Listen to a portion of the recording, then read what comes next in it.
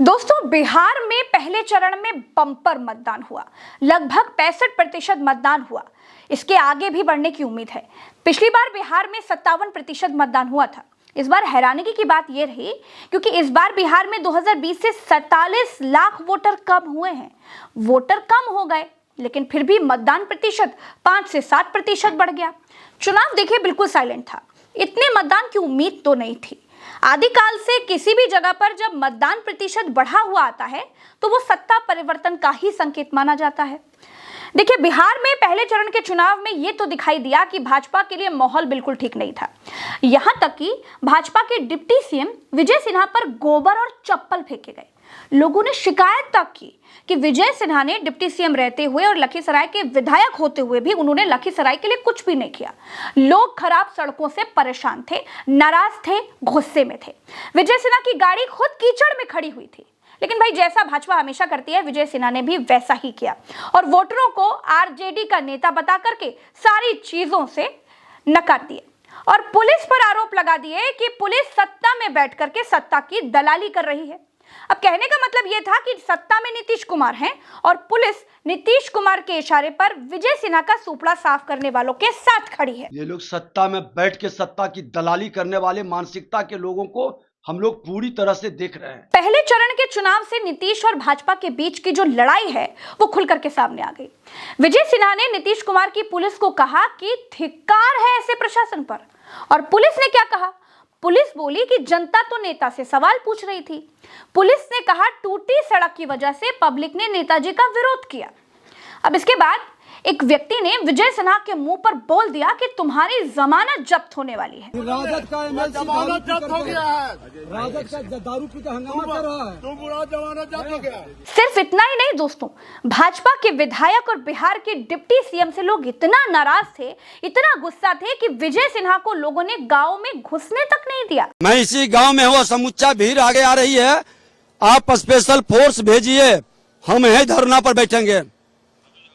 ये गुंडा राज को स्थापित प्रशासन, यहाँ का एसपी इतना कमजोर कायर है, आके बूथ पर कहता है कि शांतिपूर्ण, जब उम्मीदवार को उप मुख्यमंत्री को घुसने नहीं दे रहा है गांव में, सारा गाड़ी पर पत्थर और गोबर फेंका है। दोस्तों, भाजपा के डिप्टी सीएम की ऐसी हालत देख करके पूरे बिहार में संदेश किया कि भाजपा ने बिहार के लिए कुछ नहीं किया। इतने समय तक उनके पास सिर्फ भाषण ही थे, बाकी बिहार को उन्होंने सिर्फ उल्लू बनाया। आज जब नेताजी का पब्लिक से सामना हुआ तो भाई जनता ने गोबर और चप्पल से उनका स्वागत किया। आगे वीडियो भी दिखाऊंगी कि वोट देकर के निकले लोगों ने क्या रुझान दिया। लेकिन पहले चरण में एनडीए गठबंधन की खींच जरूर दिखाई थी। वोटरों को वोट करने से रोकने के भी आरोप लगे। जैसे दानापुर ले लीजिए, वहां पर नदी पार करके वोटरों को नदी के इस पार आने से रोकने के लिए प्राइवेट नावें बंद कर दी गई। बाद में हल्ला हुआ, उसके बाद नावें खोल दी गई। इधर पूरा देखिए, पूरा ये वोटर जिनका घर उस तरफ है नदी के, उनको वोट डालने नहीं जाया। ये नसीरगंज की बात, नसीरगंज घाट का ये मामला है। दोस्तों, मानेर विधानसभा सीट पर पुलिस आधार कार्ड और पर्चियां चेक कर रही थी, जबकि उसे यह अधिकार बिल्कुल नहीं है। आरजेडी से विधायक भाई वीरेंद्र की पुलिस से तीखी झड़प हो गई। आप क्यों चेक करने वाले कौन होते हैं? चेक करेगा वहाँ अनेक लोग। अधिकारी को बोले हम यहाँ आए हुए हैं बीजेपी का काम करने के लिए। मुजफ्फरपुर के 3 बूथ पर वोट बहिष्कार कर दिया गया। वोटर सरकार से बहुत नाराज थे। पुल और सड़क न बनाने को लेकर के वोट बहिष्कार हो गया। हम लोग के यहाँ अगर लाश मरता है तो 2 दिन 3 दिन लाश दरवाजे पर रहता है, कोई भी पदाधिकारी उसको जांच करने के लिए नहीं आता। लाश मुजफ्फरपुर में साहिबगंज विधानसभा के बूथ नंबर 147 पर वोटर जब पहुंचे तो उनसे कह दिया गया कि तुम्हारा वोट गिर गया है, मतलब उनका वोट पड़ गया है, जो ये दिखाता है कि चुनाव फेयर नहीं है, धांधलेबाजी तो है। आपके साथ क्या हुआ है? अरे गए हैं वोट गिराने के लिए। हाँ, बोलता है गिर गया। आप अंदर नहीं गए, वोट नहीं गिरा है?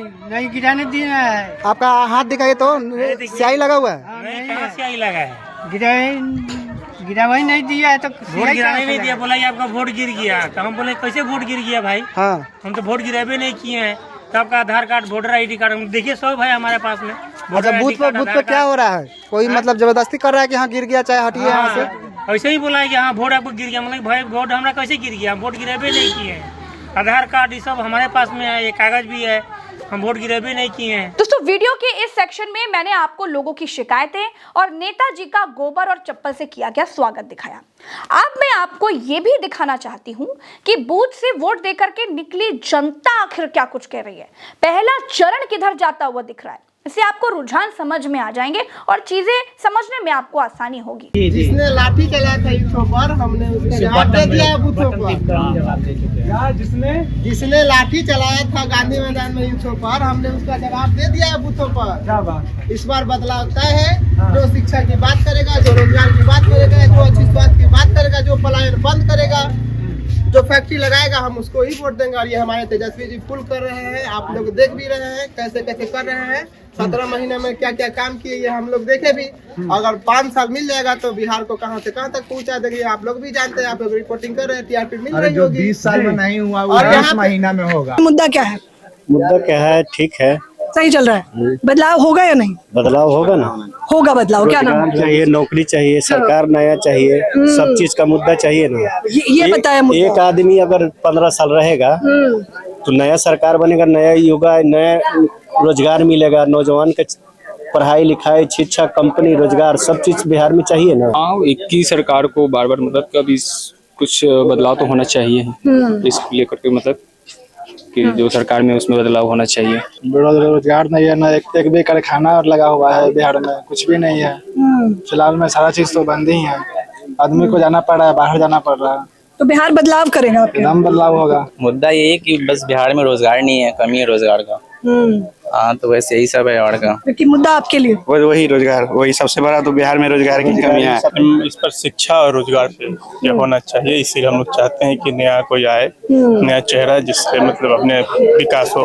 रोजगार सबसे बड़ा मुद्दा है, तो क्या उस बिना पर जनता वोट कर रही है? मतलब युवा, मुझे लग रहा है कर रही है। और ऐसा नहीं है कि मतलब कि जैसे सबका अलग अलग माइंडसेट होता है, बट मुझे लगता है कि विद इन 2 साल पहले तक जो भी वैकेंसीज आ रही थी बहुत फास्ट उन्होंने इम्प्लीमेंट कर दिया था। और अब जो आ रही है 23 के बाद थोड़ा सा स्लो हो गया है, लेकिन अगर वो करे फास्ट, उसको भी अच्छे से सिक्योर करके करे, तो वो सही कर रही है गवर्नमेंट अभी के हिसाब से। देखिए यार, बहुत सारी चीजें हैं। इंफ्रास्ट्रक्चर, नो डाउट इंफ्रास्ट्रक्चर में वर्क हो रहा है एंड बहुत हद तक दिख भी रहा है, पर जो दिख रहा है वो सिर्फ एंड सिर्फ पटना में दिख रहा है। वो तो रेस्ट ऑफ द नहीं कि स्टेट में भी दिखना चाहिए। वो मतलब पूरे बिहार में दिखना चाहिए। बिहार में दिखना चाहिए। अगर पटना ग्रो कर रहा है, इट डजंट मीन कि बाकी बिहार भी ग्रो कर रहा है, ठीक है ना। तो बाकी पार्ट में भी ग्रोथ दिखना चाहिए हमको। मोदी जी गुजरात में जाके क्या बोलते हैं, यहाँ IT पार्क लगा हुआ है, बहुत सारा इंडस्ट्रीज फैक्ट्री लगा हुआ। अब बिहार में आता है तो उनका लैंग्वेज चेंज हो जाता है। कहते हैं कि हम 5 किलो राशन दे रहे हैं ना, 5 किलो राशन आ जाता है। तो पहले से राशन आप नहीं देता तो बिहार के आदमी भूखा रहता था क्या?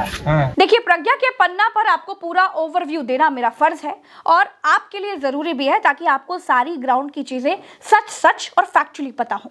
इसीलिए वोटरों के बाद हमने पत्रकारों से भी बात की। उनका पहला चरण के इस चुनाव पर क्या कहना था वो हमने समझा और आपके लिए भी रखा है, जरा सुनिए इसे। आपको क्या लग रहा है, नीतीश रहेंगे या जाएंगे? आज के इस चरण के बाद क्या अनुमान कहता है आपका?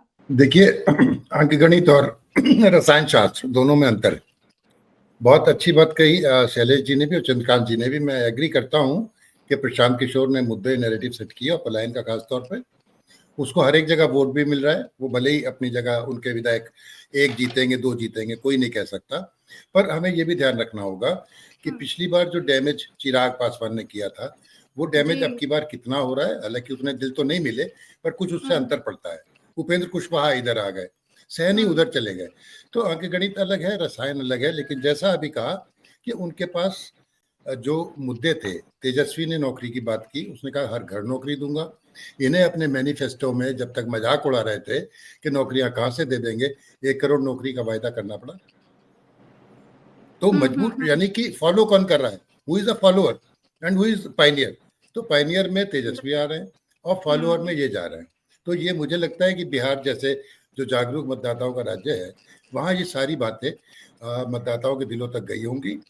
जो महिला सशक्तिकरण की बात है, उनका नीतीश से एक अलग प्रेम है, क्योंकि एक पूरी जनरेशन हो गई। शराबबंदी, साइकिल बांटना और फिर जीविका समर्थन जरूर है, सॉफ्ट कॉर्नर उनके लिए जरूर है, ऐसा मैं मानता हूँ। तो मुझे एकदम से क्लियरली मैं नहीं कह सकता, टक्कर जरूर है। संकेत अगर एज कहीं लगता है तो अगर महागठबंधन इस चरण को अच्छा कर लेता है इस चरण को, तो फिर अगला चरण तो महागठबंधन के लिए ज्यादा आसान। देखिए, आज के इस चरण को देखकर मैं एक बात जरूर कह सकता हूं कि लड़ाई जो थी वो अब खुलकर दिख गई। अब 0.5% 1% का भी खेल हुआ तो आप ये मानकर चलिए कि बिहार में सत्ता परिवर्तन होने जा रहा है। भरत जी, छोटी सी टिप्पणी आपकी, छोटी सी टिप्पणी, 2 बार बोला मैंने आपको। आपको क्या लग रहा है, परिवर्तन की हवा है या फिर बढ़िया रहेगा जो है वो है?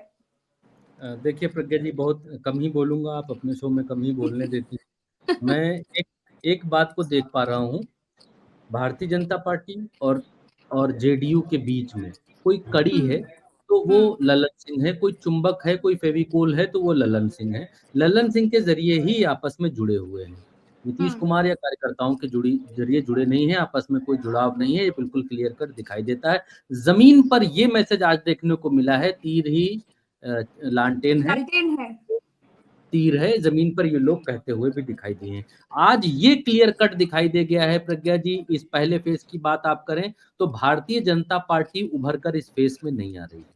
भारतीय जनता पार्टी इस फेज में तीसरे नंबर पर मुझे जाती हुई दिखाई दे रही है। पहले नंबर पर आरजेडी, दूसरे पर जेडीयू और तीसरे पर भारतीय जनता पार्टी। आरजेडी और जेडीयू को आप ऊपर नीचे कर सकते हैं कि जेडीयू पहले पर आरजेडी, दूसरे पर आरजेडी, पहले पर जेडीयू, लेकिन भारतीय जनता पार्टी पहले फेज में पहले नंबर पर मुझे आती हुई दिखलाई नहीं दे रही है। इससे आप समझ सकती हैं कि हवा किधर जाती हुई पहले चरण की। दोस्तों, मुझे लगता है कि आपको पहले चरण के चुनाव का एक तरह का ओवरव्यू तो मिल गया होगा। पहला चरण भाजपा का चरम तो बिल्कुल नहीं था, ऐसा दिख गया। आगे जनता ने क्या किया है, ज्यादा वोटिंग किसके पक्ष में गई है, ये तो 14 तारीख को ही मालूम चल जाएगा।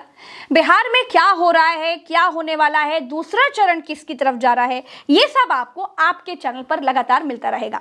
देखिए, मेरी ये कोशिश रहती है दोस्तों कि प्रज्ञा के पन्ना पर आपको एक ही जगह पर पूरी पिक्चर आसानी से दिख जाए और समझ में आ जाए, जैसे आपको एक ही वीडियो से पूरे दिन का घटनाक्रम सब कुछ आराम से मालूम चल जाए। पब्लिक ने क्या कहा, एक्सपर्ट्स क्या कुछ कहते हैं, उसका भी अंदाजा लग जाए। तो फिर आज के इस वीडियो में मैं आपके लिए सारी जानकारी लेकर के आई थी। अभी के लिए इतना ही, इजाजत दीजिए, चैनल को सब्सक्राइब कीजिए, अपना प्यार ऐसे ही बनाए रखिए, क्योंकि देखिए वीडियो को आप मिलियंस व्यूज देते हैं, इसके लिए आपका बहुत बहुत शुक्रिया। क्योंकि ये तो आपको मालूम है कि आर्थिक शक्ति तो व्यूज से ही आती है और उसी से हमें अलग अलग राज्य घूमने का सामर्थ्य मिलता है और अलग अलग जगहों की ग्राउंड रियलिटी और सच्चाई जो है वो हम आप तक लेकर के आते हैं। तो चलते हैं, राम राम, दुआ सलाम, जय हिंद।